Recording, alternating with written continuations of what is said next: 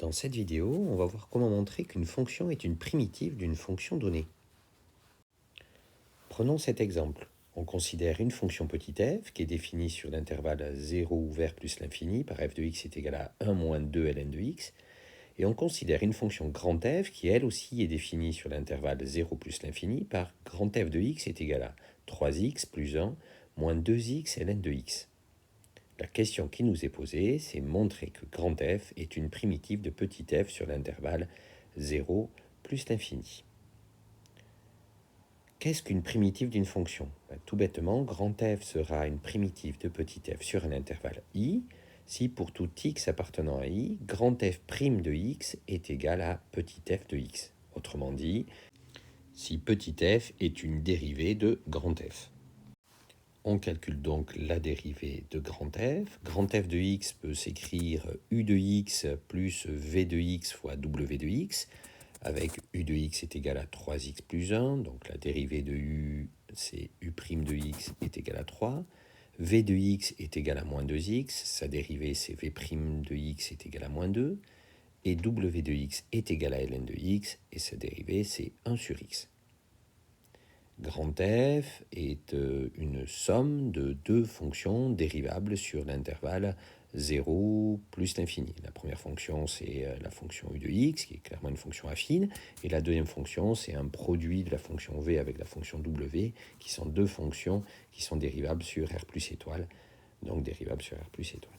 Donc grand f est bien dérivable sur r plus étoile, et grand f' de x est égal à u' de x, plus v' de x fois w de x, plus v de x fois w' de x.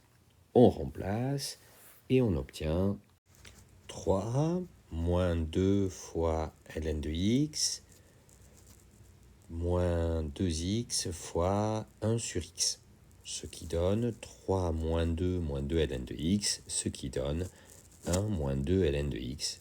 On trouve bien ici l'expression de petit f de x.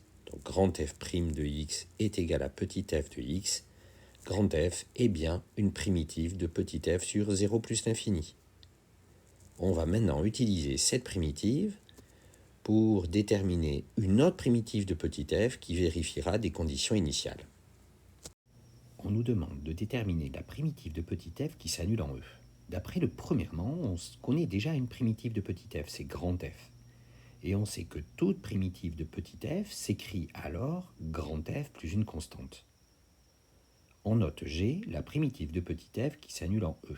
On sait donc que grand g de x est égal à grand f de x plus une constante, et on sait que g de e est égal à 0. Or, grand f de x est égal à 3x plus 1 moins 2x ln de x.